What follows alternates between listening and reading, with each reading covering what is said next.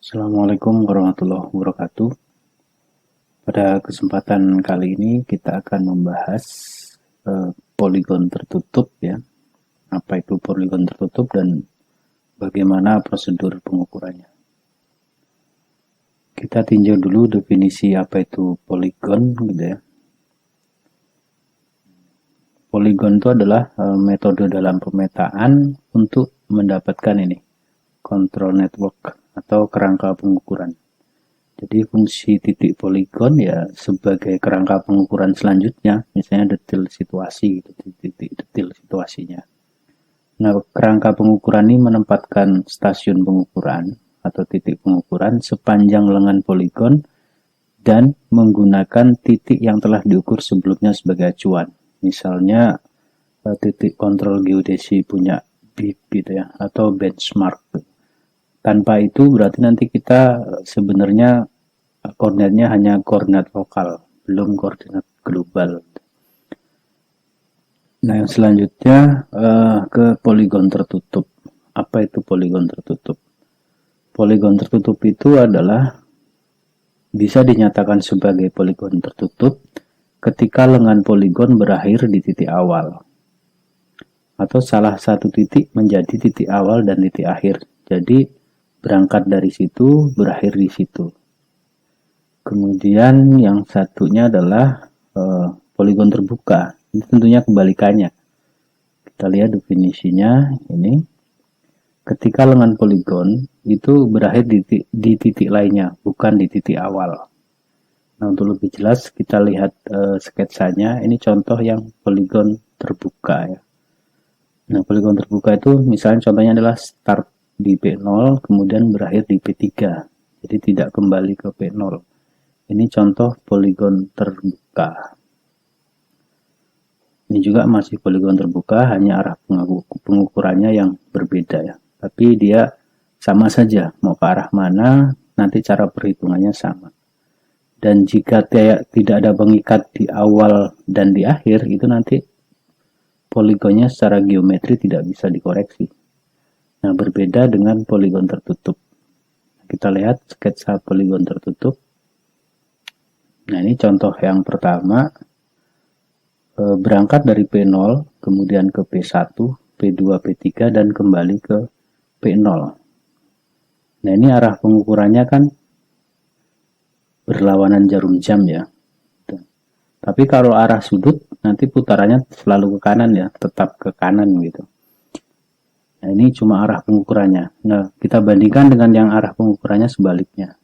Seperti ini. Jadi P0 berangkat ke P1, P2, P3, kembali ke P0. Nah, di sini kalau kita cermati dari P0 ke P1 kan dia kuadran 1 ya, tapi yang sini ke kuadran 4 gitu. Jadi sudah pasti beda. Nah, bedanya di mana nanti bisa kita lihat di ilustrasi selanjutnya. Nah, ini kita sekaligus membahas ini prosedur pengukurannya. Jadi kita mulai dari P0 gitu ya. Alat kita setting di P0, kita centering nivonya gitu ya. Kemudian selanjutnya apa?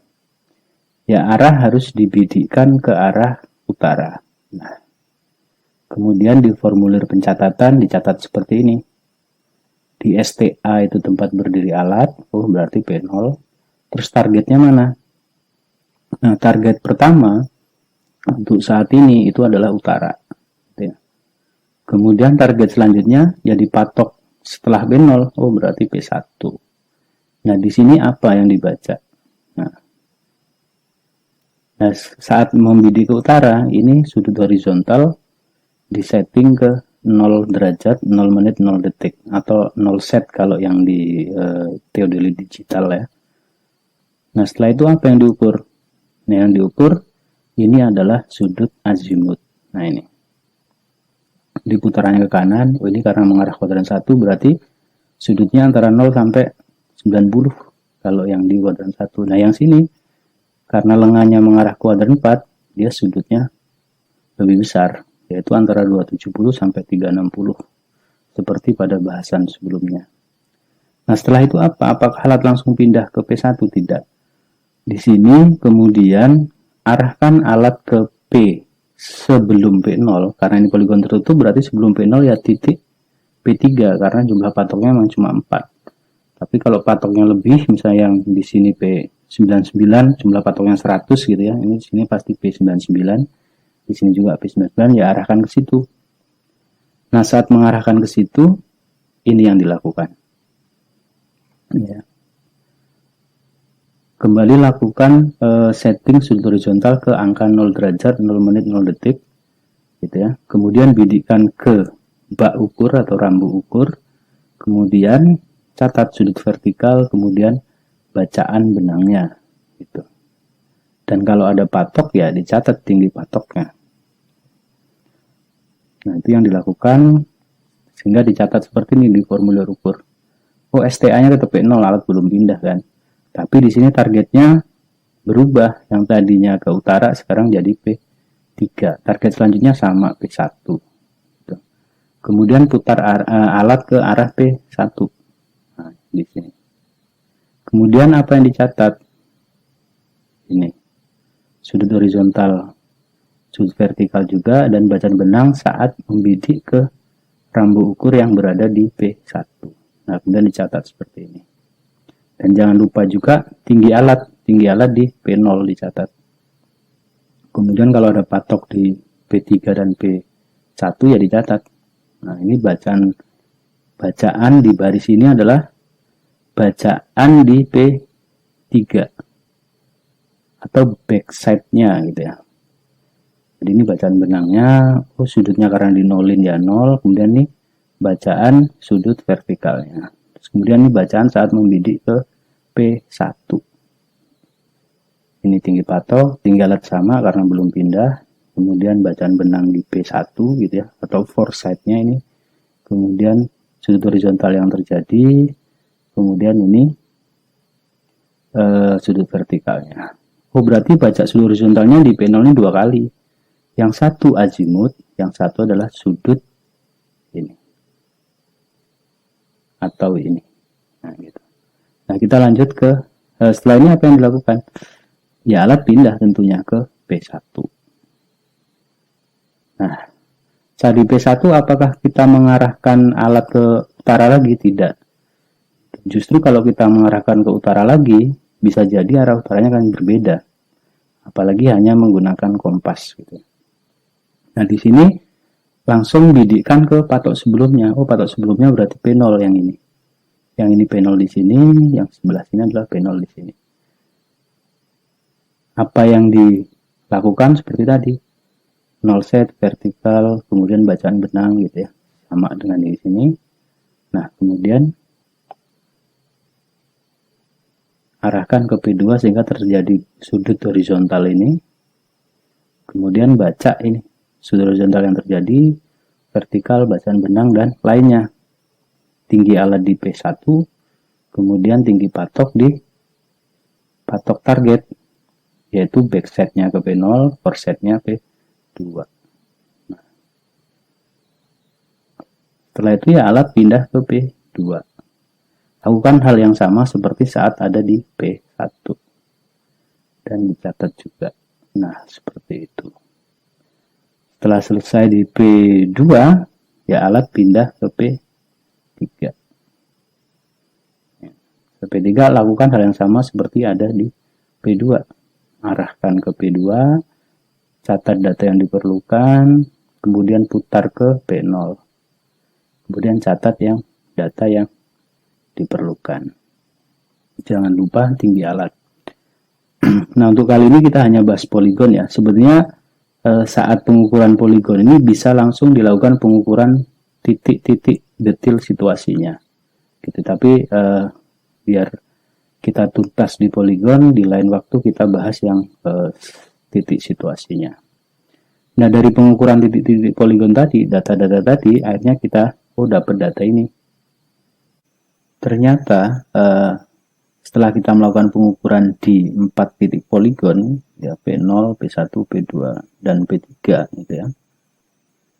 Itu ternyata kita melakukan pengukuran sudut horizontal itu sebanyak 5 kali. Gitu ya. Yang satu adalah azimut, yang 4 adalah sudut horizontal. dan sudut horizontal, ternyata yang arah pengukurannya searah jarum jam itu membentuk sudut luar, dan yang arah pengukurannya kebalikannya atau berlawanan jarum jam itu membentuk sudut dalam, sudut horizontalnya. Nah, selanjutnya yang perlu diperhatikan di poligon tertutup ini harus memenuhi syarat geometri. Nah, syarat geometri yang pertama adalah syarat geometri terkait sudut horizontal. Nah, sudut horizontal tadi kalau kita plotkan seperti ini. Nah, karena dia memiliki sisi 4, oh berarti kan segi 4 atau titik pengukurannya 4. Oh berarti dia segi 4 saat dihubungkan dengan garis membentuk kurva tertutup. Nah, di sini sudut horizontal itu harus memiliki jumlah tertentu gitu ya. Nah, pertanyaan adalah berapa jumlah seharusnya gitu. Berapa jumlah seharusnya sudut horizontal? Azimut tidak ikut dalam perhitungan saat kita membahas ini gitu. Nah, untuk membayangkan ini tentu kita agak sulit karena bentuknya tidak beraturan. Nah, kalau kita ke segi 4 yang beraturan, ini ya, yang siku-siku semua gitu ya. Ini berarti sudut dalam ini ada 4 yang besarnya masing-masing 90 derajat. Oh, berarti jumlahnya 360 derajat. Dan yang sini, yang sudut luar, tentunya satu sudut luar adalah 360 dikurang 90, berarti 270. Dikali 4 berarti 1080 derajat. Nah, ini yang harus terpenuhi. Sehingga dengan kondisi ini berlaku persamaan. Untuk sudut dalam itu sudut horizontal harus memenuhi ini. N-2 kali 180 derajat. Dengan N itu adalah jumlah pengukuran sudutnya.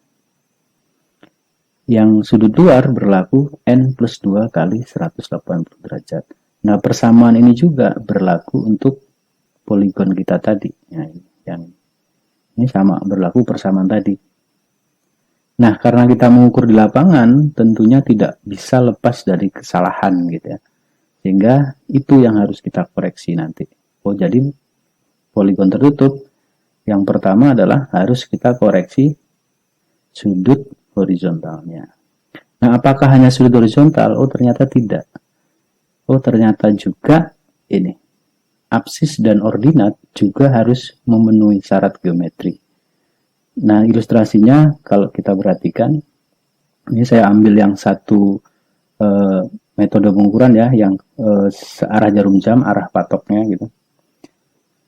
Nah, dari P0 ke P1 itu kan memiliki apsis dan ordinat. Tuh, tentunya apsisnya adalah ke kiri, ordinatnya ke atas.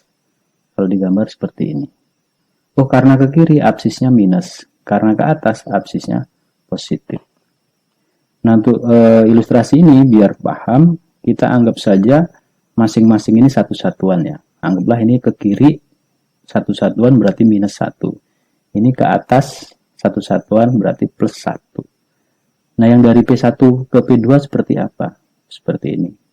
Nah, di sini absisnya tetap positif. Oh, di sini ordinatnya positif, ini absisnya positif. Nah, kalau kita lihat sampai di sini adalah absisnya menjadi berapa? Minus 1 ditambah plus 1 berarti 0. Kemudian yang sini, oh di sini plus 1 jadi 2. Kemudian kita teruskan ke yang P2 ke P3. Oh, di sini absisnya positif. Di sini ordinatnya negatif. Nah, sampai di sini berapa? Yang absis minus 1 plus 1 plus 1. Oh, berarti plus 1. Yang sini plus 1 plus 1, 2 minus 1. Tinggal 1. Nah, sekarang kita teruskan ke yang P3 kembali ke P0. Oh, seperti itu. Oh, ordinatnya negatif, absisnya negatif. Kalau kita jumlahkan dari absis, minus 1 plus 1 plus 1 minus 1, ya 0. Kembali ya. Kemudian yang ordinat begitu juga. Positif, positif, negatif, negatif, ya jadi 0. Jadi, secara geometri harus memenuhi bahwa jumlah absis itu harus sama dengan 0. Tapi karena kita lagi-lagi pengukuran di lapangan, apalagi baca benak, kan kaitannya ini sama jarak datarnya ini gitu kan, dan sudut azimut nantinya gitu. Sehingga ya sudut horizontal berpengaruh, kemudian vertikal pengaruh, bacaan benang pengaruh gitu. Sehingga nanti ya saat dihitung kemungkinan besar dan hampir pasti itu tidak nol, sehingga harus kita koreksi absisnya. Begitu juga yang ordinatnya. Nah, kira-kira seperti itu konsep dari kerangka pengukuran yang poligon tertutup. Nah, nanti di video selanjutnya akan kita berikan kasus pengukuran tadi dan kita selesaikan, sehingga kita sudah tahu sampai saat ini bagaimana mengukur lapangan, terus nanti bagaimana mengolahnya. Demikian, terima kasih. Saya Heri. Assalamualaikum warahmatullahi wabarakatuh.